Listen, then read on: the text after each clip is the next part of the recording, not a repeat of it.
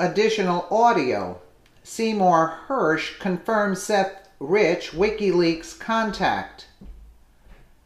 On July 10, 2016, 27-year-old Democratic staffer Seth Conrad Rich was murdered in Washington, D.C., about a block from his apartment. The killer or killers took nothing from their victim, leaving behind his wallet, watch, and phone. Via Wikipedia, earlier that night he had been at Lou's City Bar, a sports pub 1.8 miles from his apartment in Columbia Heights, where he was a regular customer. He left when the bar was closing at about 1:30 or 1:45 a.m. Police were alerted to gunfire at 4:20 a.m. by an automated gunfire locator. Within approximately 1 minute after the gunshots, police officers found Rich with multiple gunshot wounds in a conscious and breathing state. 33, he was transported to a nearby hospital where he later died. According to police, he died from 2 shots to the back. Rich's mother told NBC's Washington affiliate WRC-TV there had been a struggle. His hands were bruised, his knees are bruised, his face is bruised, and yet he had 2 shots to his back, and yet they never took anything. They didn't finish robbing him. They just took his life. NBC4 reported on the murder. Shortly after the killing, Redditors and social media users were pursuing a, quote, lead, saying that Rich was en route to the FBI the morning of his murder, apparently intending to speak to special agents about an ongoing court case, possibly involving the Clinton family. Seth Rich's father, Joel, told reporters if it was a robbery, it failed because he still had his watch, he still had his money, he still had his credit cards, still had his phone, so it was a wasted effort, except we lost a life. The Metropolitan Police posted a reward for information on Rich's murder. In August, Wikileaks offered a $20,000 reward for information on the murder of DNC staffer Seth Rich. Julian Assange also suggested in August that Seth Rich was a Wikileaks informant. As reported earlier today, NPR was attempting to stop the inquiries into the Seth Rich investigation once and for all. They thought their article that laid out a lawsuit against Fox News for reporting on the mysterious murder would end the investigation. Previously today, Big League Politics reporter Cassandra Fairbanks released a leaked audio of Rod Wheeler explaining the Fox coverage of Rich and how Aaron Rich, Seth's brother, was adamantly trying to stop all inquiries into the Wikileaks connection.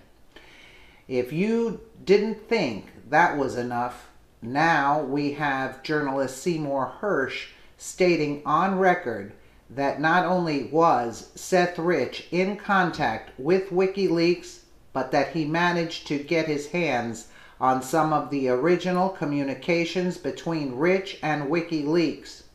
We can only wonder how long before NPR has to issue a full retraction on their article that attempted to claim there was no connection.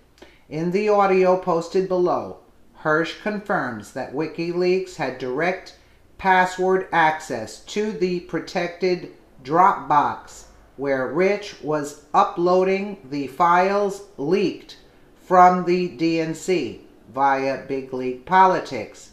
There are no DNC or Podesta emails that exist beyond May 21st or 22nd.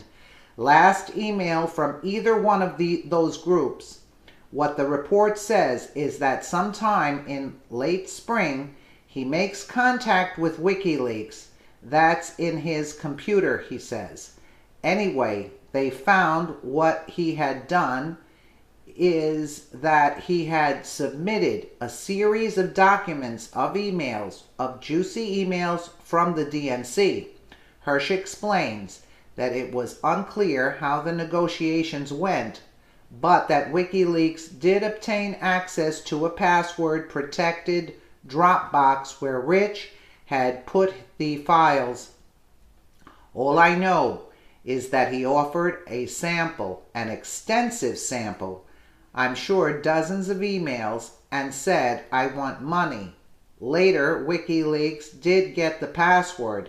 He had a Dropbox, a protected Dropbox, he said.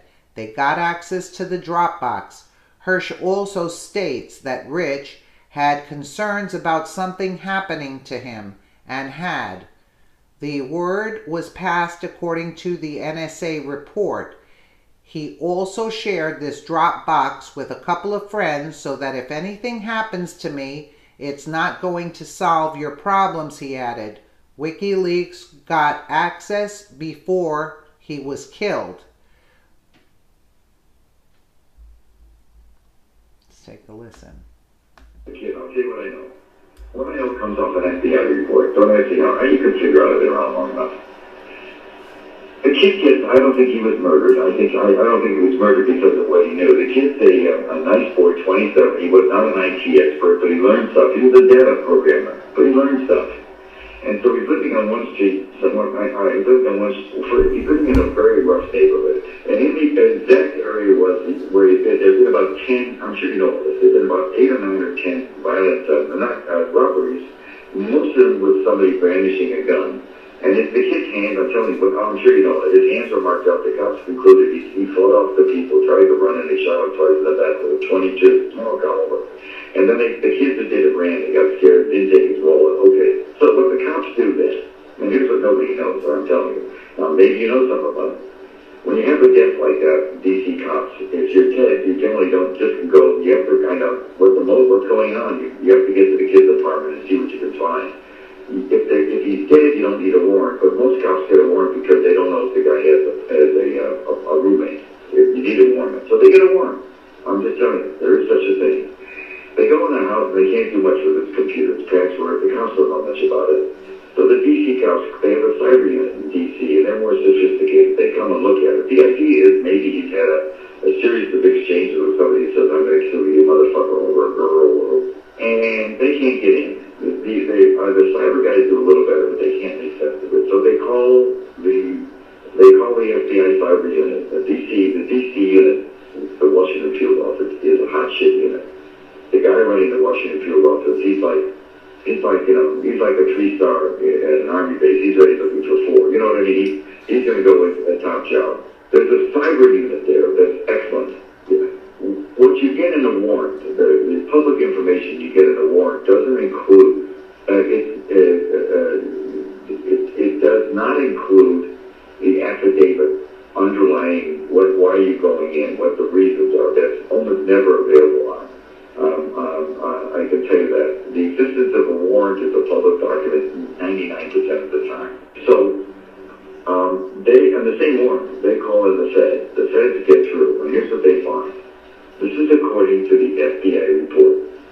What they find is, he makes, first of all, you have to know some basic facts. One of the basic facts is there's no DNC or protected email that exists beyond May 22nd, May 21st, 22nd, the last email from either one of those groups.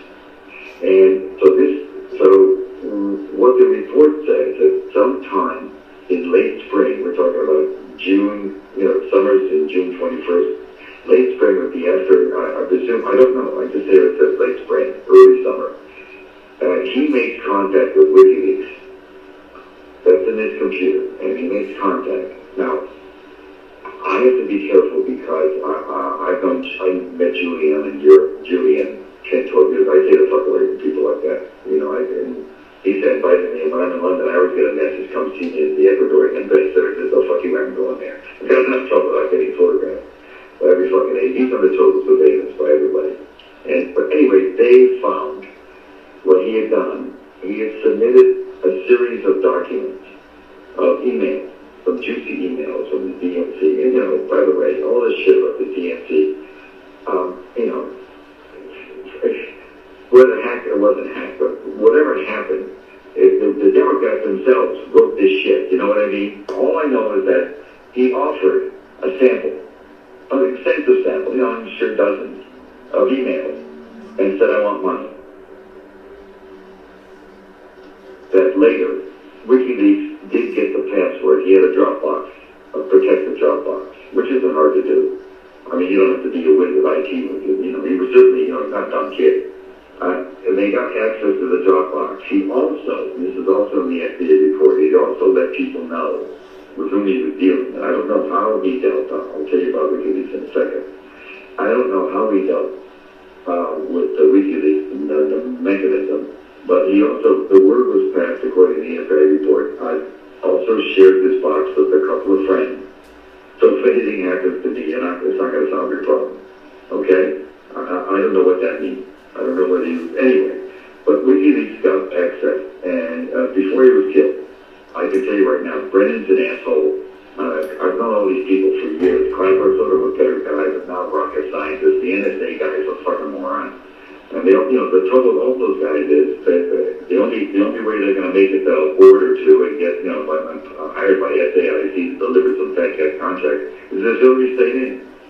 With Trump, they're gone. They're done. They're going to live on their pension. They're not going to make it. And I got to tell you, guys in that job, they don't want to live on their pension. They want to be on board like they're make $600,000 for going to four businesses.